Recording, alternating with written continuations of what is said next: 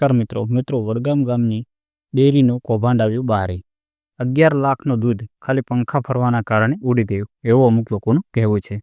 મિત્રો તેના વિશે જિગ્નેશભાઈ શું કહે છે એ તો હું તમને આગળના વિડીયોની અંદર બતાવીશ. તેના પહેલાં જો તમે આપણી ચેનલમાં નવા આવ્યા હો તો ચેનલને સબસ્ક્રાઈબ કરી દેજો અને વિડીયોને લાઇક કરી દેજો.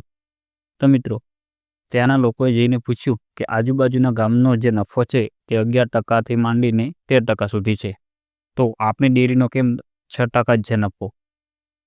તો મિત્રો તેમને જવાબ એવો મળ્યો કે 11 લાખનું દૂધ એ ખાલી પંખા એવા ફર્યા તેના કારણે 11 લાખનું દૂધ ઉડી ગયું, એટલા માટે જ 6% નફો ફાળવ્યો છે.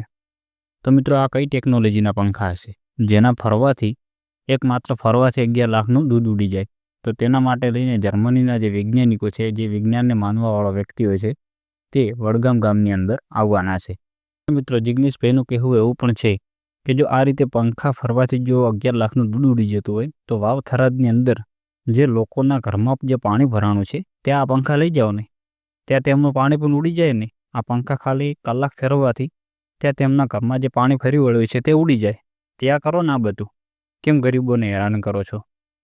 અને મિત્રો 11 લાખનું દૂધ કઈ રીતના આ રીતે ઉડી ગયું તે જાણવા માટે યુરોપના કેટલા વૈજ્ઞાનિકો કે કેટલા ટેકનોલોજી એ બધા આવવાના છે કે આ કઈ રીતના દૂધ આ રીતના ઉડી ગયું, કે 11 લાખનું દૂધ જે ખાલી પંખા ફરવાના કારણે ઉડી ગયું.